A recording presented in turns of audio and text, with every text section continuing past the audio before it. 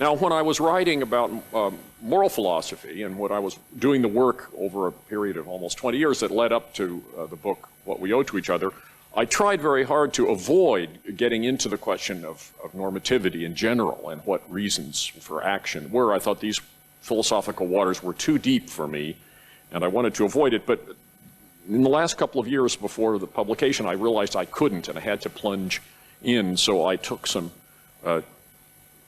tentative but incautious steps in the first chapter of that book and made some claims that the idea of a reason is really the fundamental notion of normativity. And I've been struggling since then to try to work out and defend this thesis against various criticisms. So the series in which I'm very proud to be speaking is entitled The Nature of Normativity. It's controversial even, I think, what normativity is in general, how we should understand the sphere that we are talking about. My own view is that the sphere of normativity is simply the sphere of claims about what reasons people have for doing particular actions, holding particular beliefs, and so on. The sphere of normativity is the sphere of reasons. That's a controversial view. Some people think that there are kinds of claims about what's good, for example, that don't depend on or not reducible to claims about reasons. Other people think that the fundamental notion of normativity is an idea of rationality. In being what Reiner referred to as a reasons fundamentalist, I'm hostile to both of those camps. I try to defend the idea that we start with simply claims about what reasons people have. Now, I don't know if there's anyone here who's ventured in from a field outside of philosophy, but in case there is, I should say as a warning at the beginning that the idea of a reason or claims about reasons conceals a dangerous ambiguity which may mislead, at least outside of philosophy and in some quarters within it, I have to say. People think first, when they think of claims about reasons, they think of claims about what reason a person acted for. So whether the fact that it would have been embarrassing to say a certain thing was my reason for not saying it, or whether my reason for not saying it was that it would have been offensive. That's a question about my psychology, what my reason was. And I think outside of philosophy, talk about reasons is pretty much located in such what I would think of as simply psychological claims. I think that such claims are not normative at all. And that's not really part of what I'm talking about. When I said that the sphere of the normative was the sphere of claims about reasons, I meant it was the sphere of claims about what reasons people really have, not claims about what they take themselves to have by way of reasons. So the view, my view that there are truths about what reasons people have, about what is a reason, might be referred to as a kind of normative realism. I kind of shy away from the term realism because it has, for reasons that I will elaborate in the coming 50 minutes or so, what seem to me to be unnecessary metaphysical implications. What I am is a cognitivist about reasons. I think that claims about the reasons people have for actions, for beliefs, for other attitudes, are claims of a kind that can be true or false. There are truths about what reasons people have, and these truths can be the objects of belief, as opposed to merely attitudes of other kinds.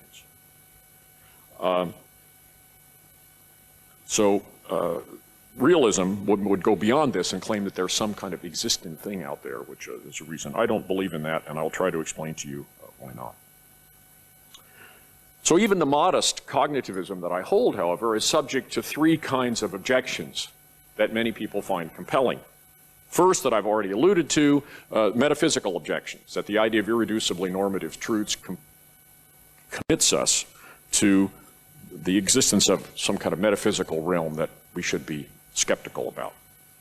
Second, there are worries that might be called motivational or practical, that if we take judgments about reasons, the acceptance of a judgment about reason to be a kind of belief, then we are unable to explain the relation between a person's having such a belief and the person's being moved to action in a way that reason supports. This is a problem that goes way back to Hume, right? We need to explain, he raised it in the case of moral beliefs, but it could be the same for any kind of judgment about a reason. As Hume put it, we need to explain the fact that moral judgments influence the will. So normative judgments, as they say, influence the will.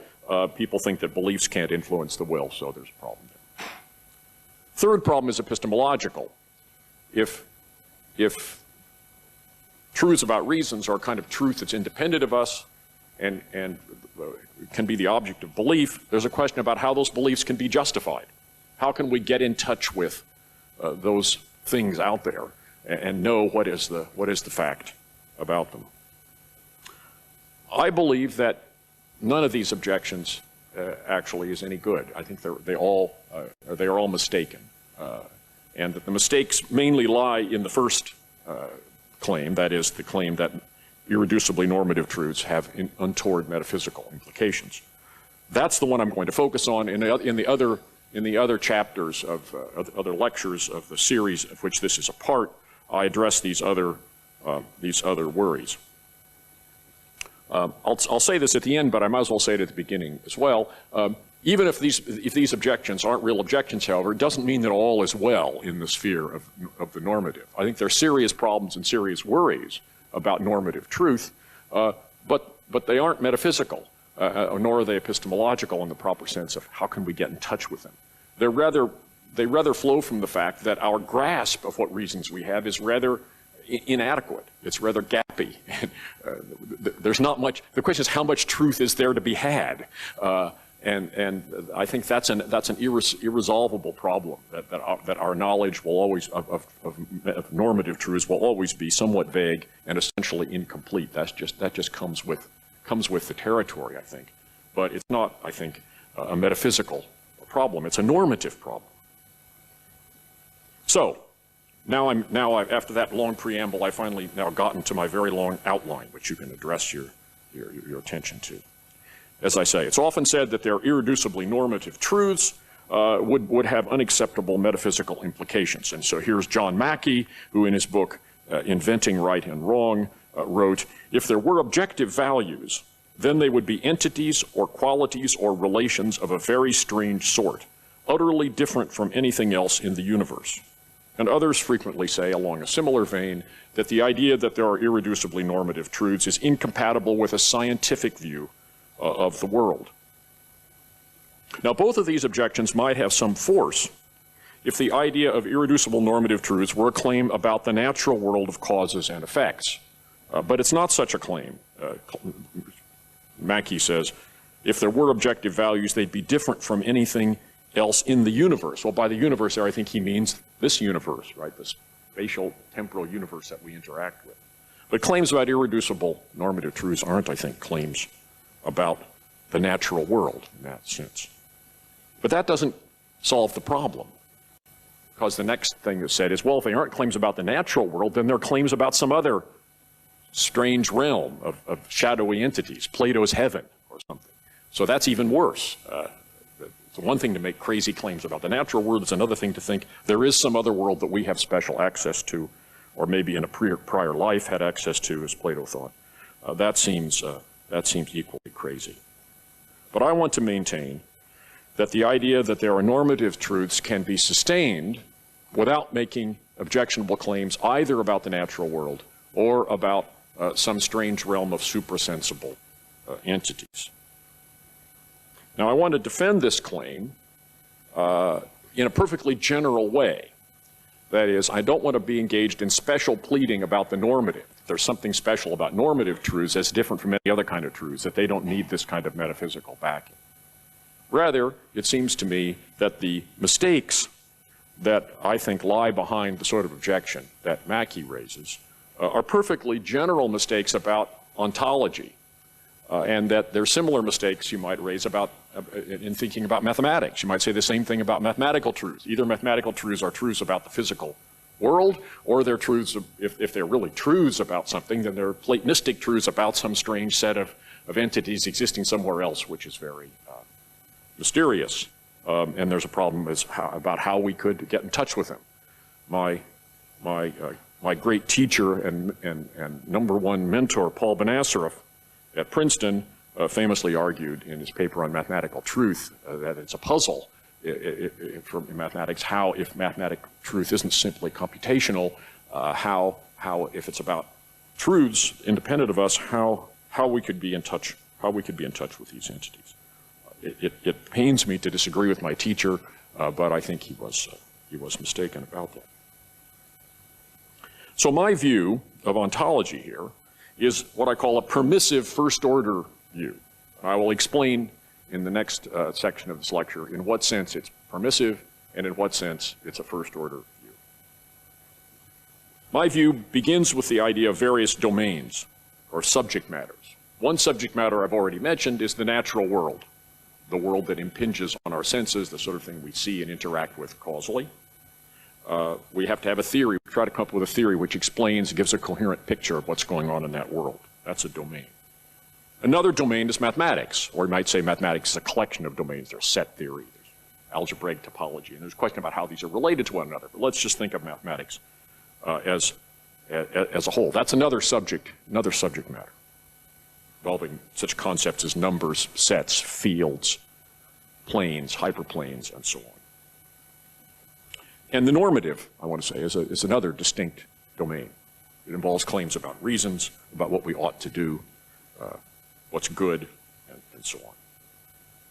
So a domain is characterized by a certain family of concepts, together with certain principles about where those concepts apply and where they don't, which we employ to justify our judgments about them. These judgments and criteria aren't fixed forever. Our understanding of various domains and our understanding of how we can establish further claims about them are open to criticism, and they change and evolve over time. Set theory, for example, has gone through several different changes in what the accepted axioms are, and there's currently lively debate among set theorists about whether further axioms should be added to the canon. So there's a case of an evolving understanding of how the subject matter of set theory should be characterized. I think the same thing is true of the normative. It's tempting to think of a domain as a realm of objects. So the natural world, you might say, is a domain of spatio-temporal objects and the causal and spatial relations between them. Similarly, mathematics is set theory is a domain of sets and the relations between them, and you might say sets and numbers, and there's a question of how these entities are related. But that's a mistake, I think, as is shown by the case of the normative. The normative isn't concerned with a special realm of entities. Normative judgments are judgments by and large about the natural world. I say the fact that the stove is hot is a reason for me not to put my hand on it. So that's a judgment about perfectly ordinary spatio-temporal ideas about objects being hot, hands being burned, or pain being felt. Those are all physical and psychological concepts. So what characterizes a different domain is the concepts that it involves and the principles or criteria for the application of those concepts. So my thesis about ontology here is a first-order thesis, because my claim is that judgments about any domain are, in the first instance, to be assessed by the criteria peculiar to those domains. In the case of the natural world, by scientific criteria. In the case of mathematics, by mathematical principles and mathematical reasoning. In the case of the normative, or in the moral, by normative and moral reasoning. That's first-order reasoning, simply employing the concepts that are peculiar to those particular domains.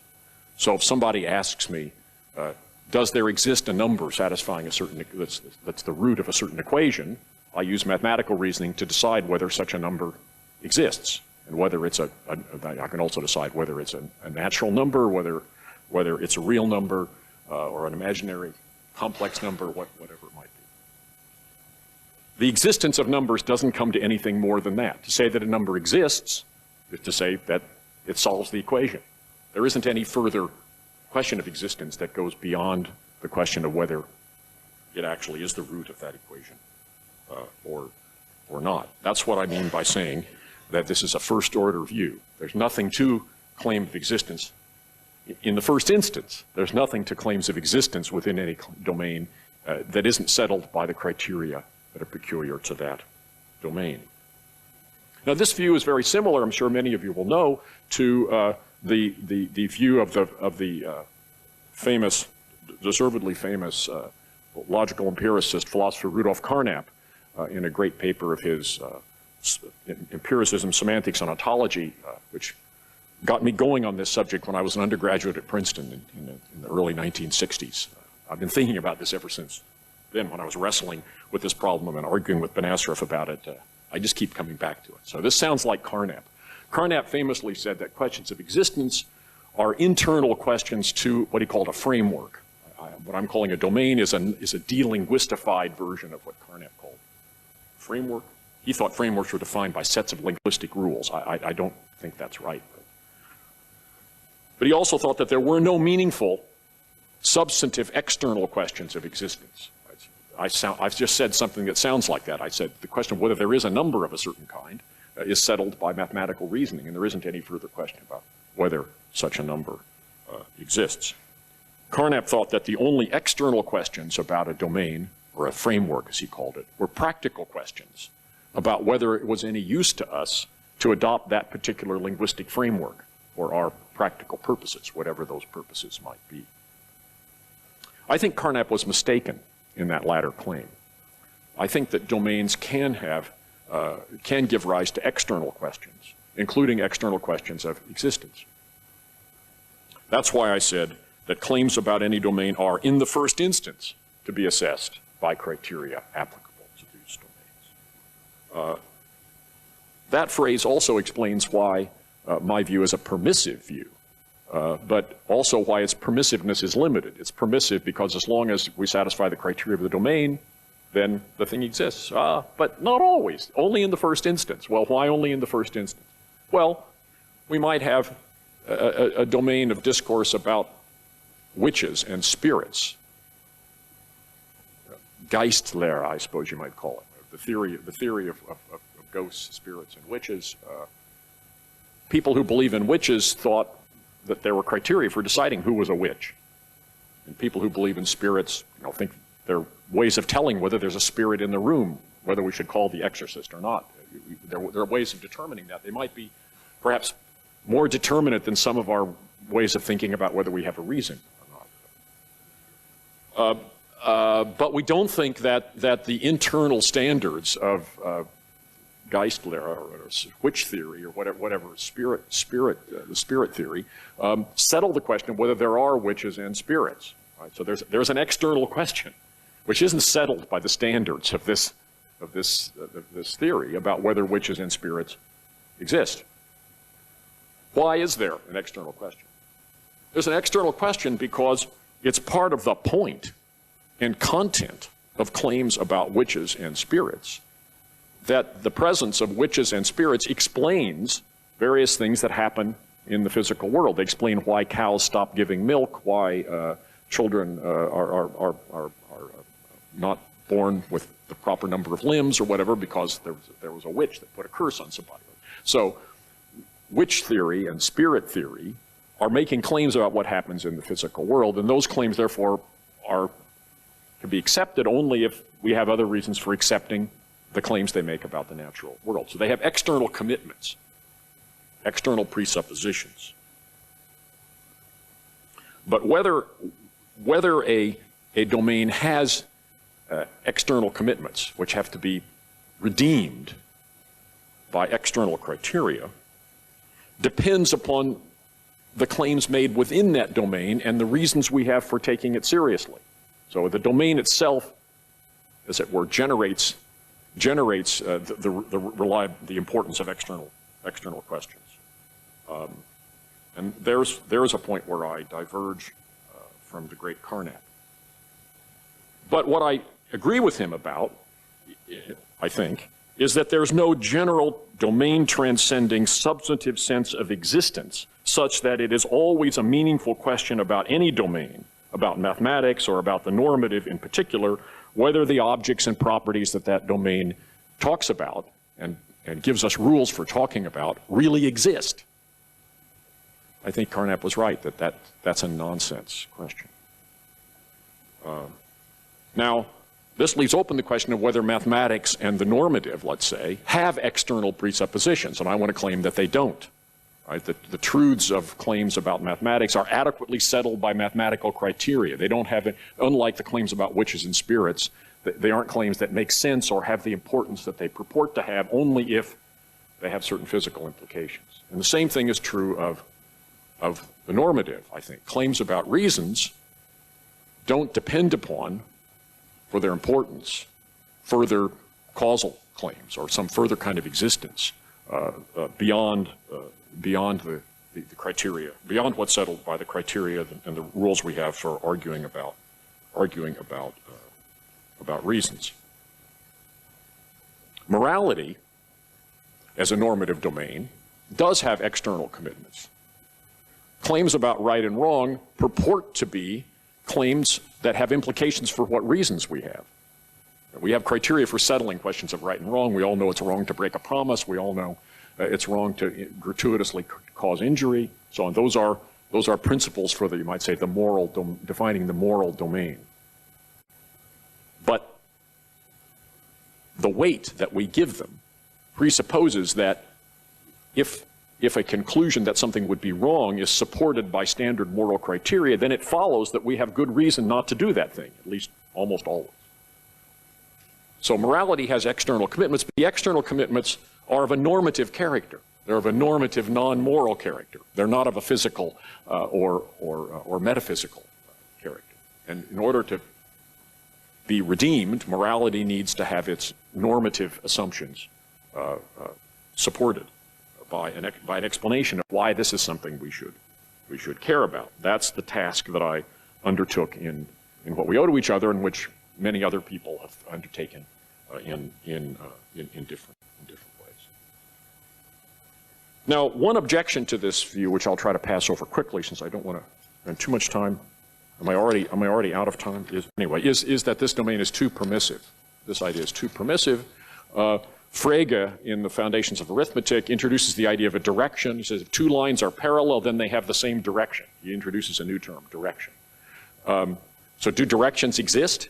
Well, there are lines. Lines have directions. Directions exist. Well, you could take any equivalence relation, however arbitrary, and say that two things have the same dud if they stand in that relation to one another, just as two lines have the same direction if they are parallel to one another. So do duds, no matter what duds are, do duds exist? So for any arbitrary equivalence relation, we can introduce a new kind of entity, a dud.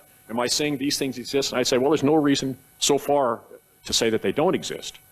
The question is whether we have any reason to care about them. And then it may turn out that we have reason to care about them only if they have some further causal role or some other kind of role, in which case then we would have to see whether those presuppositions are redeemed. But I don't think the view is too permissive. Another idea is that there's a general reason to prefer a simpler discourse to a more complicated, a simpler theory to a more complicated one. So Gilbert Harman, my former colleague at Princeton, argued famously that we didn't have any reason to talk about moral properties because we didn't need moral properties in order to explain our experience.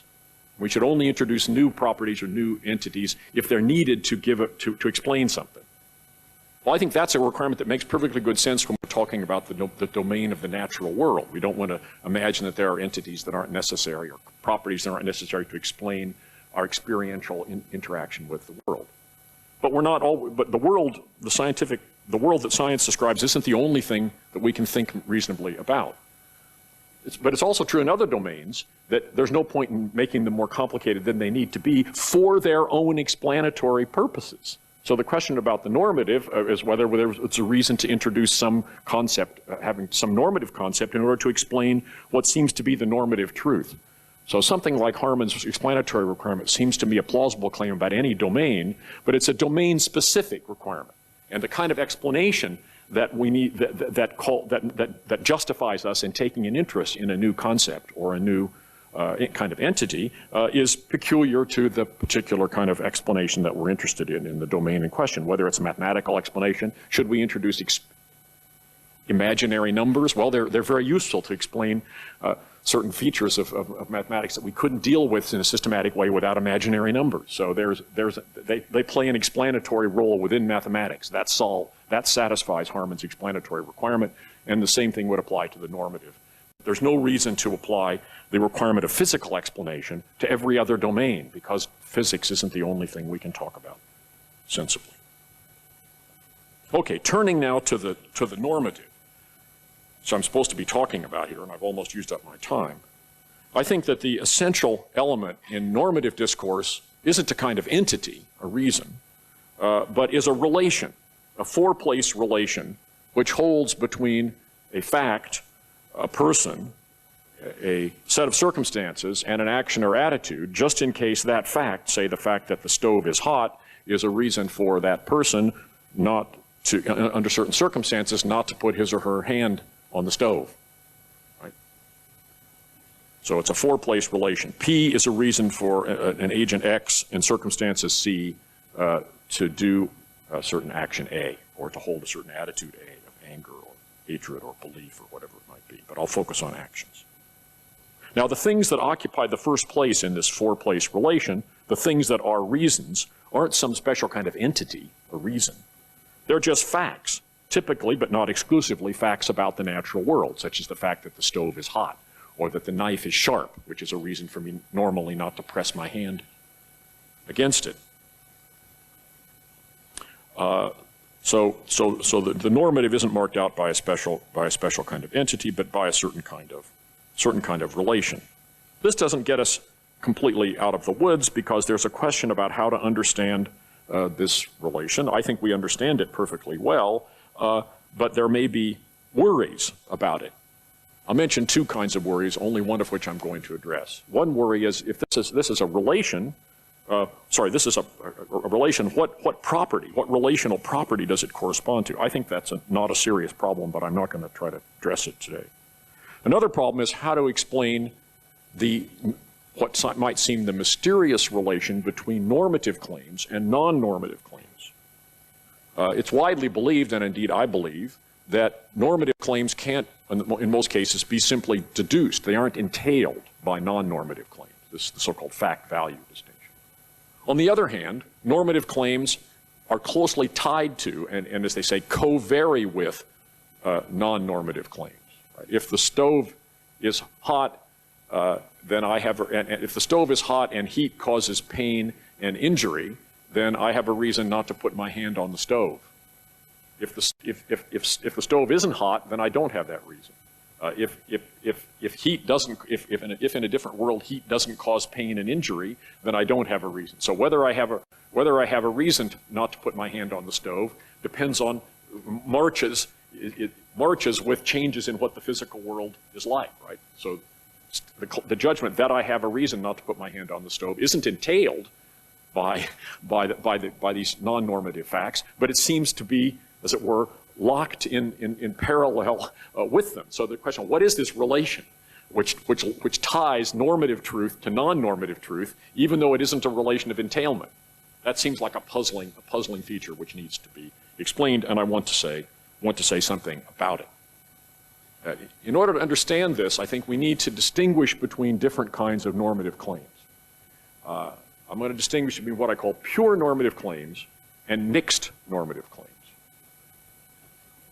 The claim that the fact that the stove is hot is a reason for me not to put my hand on it is a mixed normative claim, because it depends upon the fact that the stove really is hot. Right? The fact that P can be a reason for someone in certain circumstances to do something only if it really is a fact that P. So a mixed normative claim of that kind is indeed entailed by, in a way, and negatively might say, can be entailed by non-normative claims. So if the stove isn't hot, then the fact that the stove is hot is not a reason for me to, it's false that the fact that the stove is hot is a reason for me not to put my hand on it, right? Because the statement, P is a reason for me to do X, can be true only if P is true. So P is not true, the statement that P is a reason is false. Right? So mixed normative claims can be entailed by non-normative claims, in particular simply by the falsity of the non-factuality of the thing that appears in the first place in the relation. So when I said that normative claims are not entailed by non-normative claims, what did I mean? Because here's a kind of normative claim that is entailed by a non-normative claim. In fact, that's the most common kind. The normative claims that are not entailed by non-normative claims are what I call pure normative claims. So what's a pure normative claim? Well, for example, should the stove be hot, and should it be the case that heat causes pain, then a person in proximity to the stove has a reason not to put his or her hand on the stove. That's a pure normative claim because it doesn't commit itself to the question whether the stove is really hot. It doesn't commit itself to the question whether heat causes pain and injury. It just says, should it be the case that the stove is hot and heat causes pain and injury, then somebody has a reason to do it. Right? That's a pure normative claim. It's a mixed normative claim with, as it were, all of the non-normative commitments exported subjunctively into an antecedent. Were it the case that such and such, then such and such would be a reason. So the autonomy of the normative from the naturalistic is the thesis that no pure normative claim is entailed by any consistent combination of pure non-normative claims. This is 5b on your handout. But most of what we commonly think of as normative claims aren't pure normative claims, but mixed ones. And the so-called fact-value distinction can seem puzzling in the following way. On the one hand, it seems that there is such a distinction. It seems to be a different thing to claim that something is the case from claiming that the fact that that is the case gives me a reason to do something. That seems to me a clear distinction, if anything is.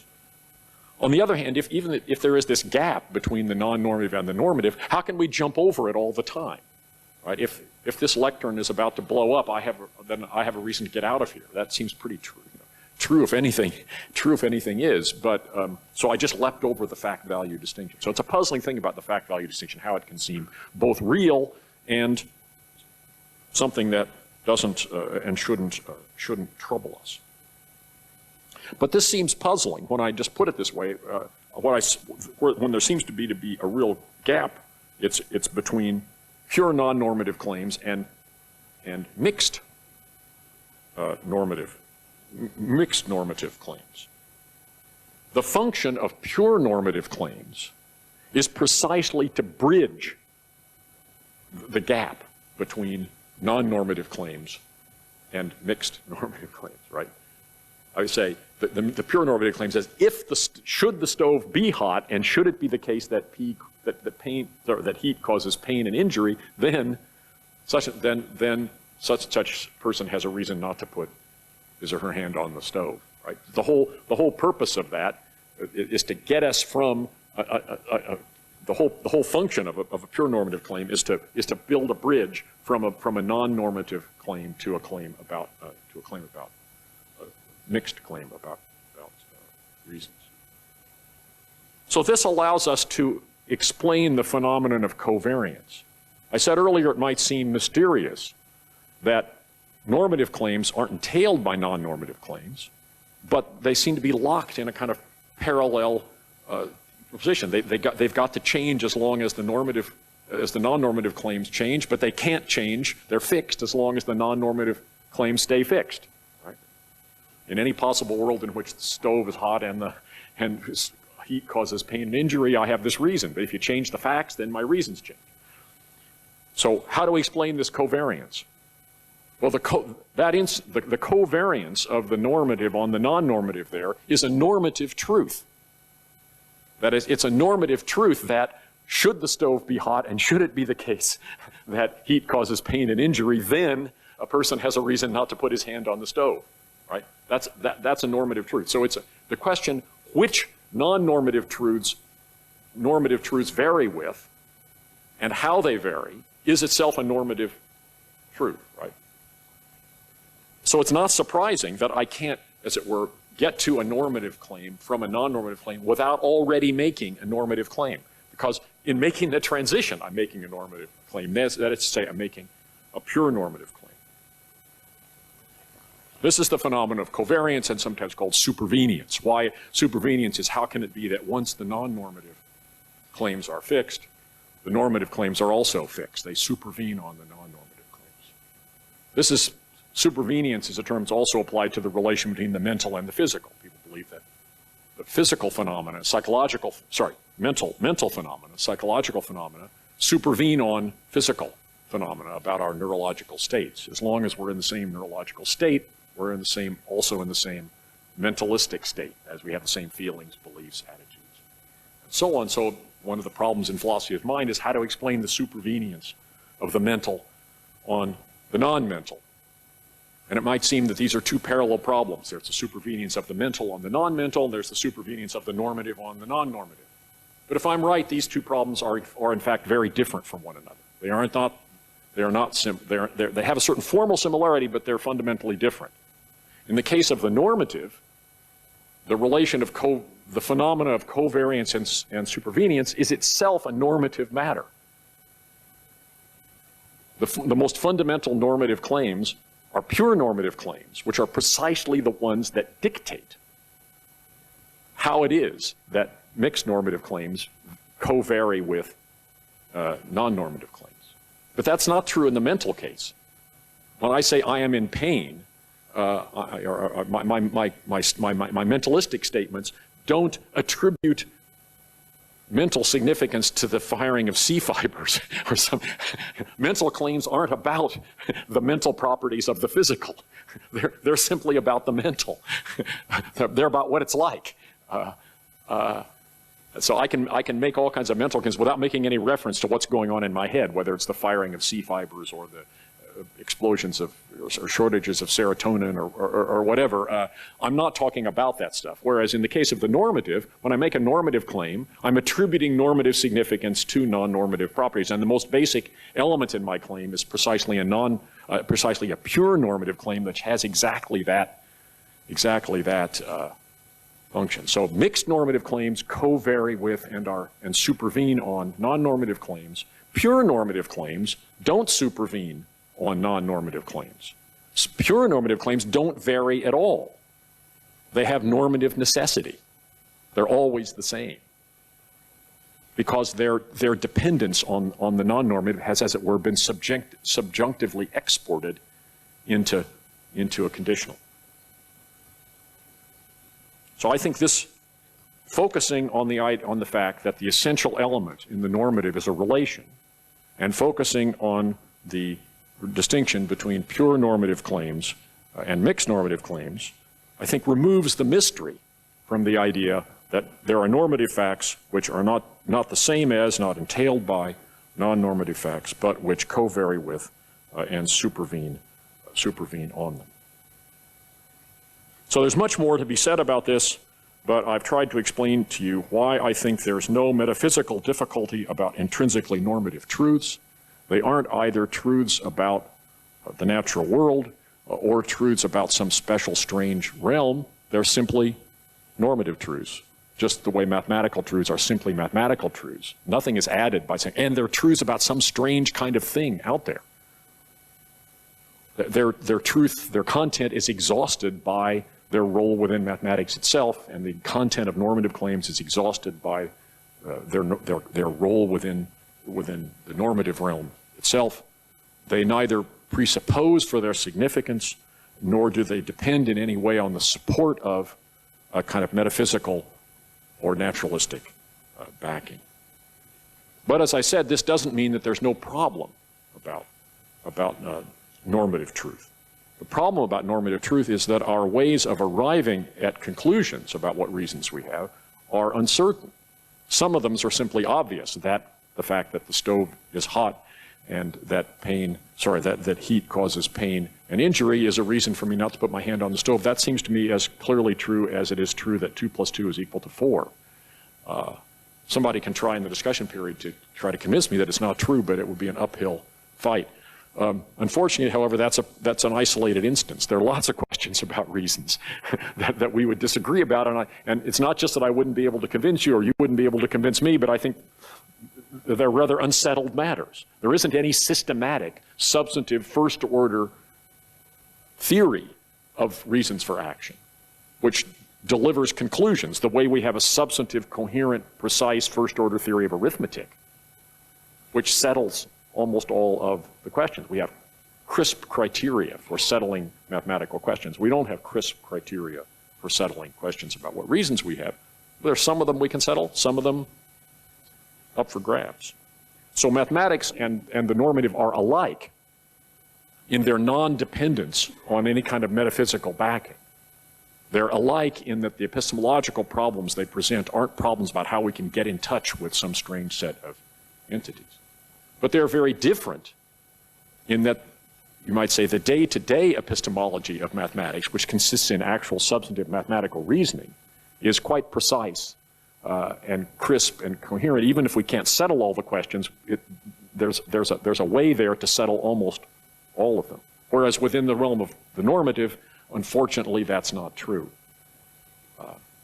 The set of lectures from which this is drawn is entitled Being Realistic About Reasons. Now in English, that's a kind of play on words. Being realistic, on the one hand, in philosophy means being committed to realism or kind of cognitivism. Well, I'm not quite a realist for reasons I mentioned earlier. But being realistic about something in English also means being aware of its limitations. So I'm trying to convince us to be realistic about reasons, that is, face up to the fact that we're all committed and we'll employ all the time to the idea that there are irreducibly normative truths about what we have reason to do, but we also ought to be realistic about the limits of our reasoning and the limits of our ability to settle what those facts are. Thank you very much.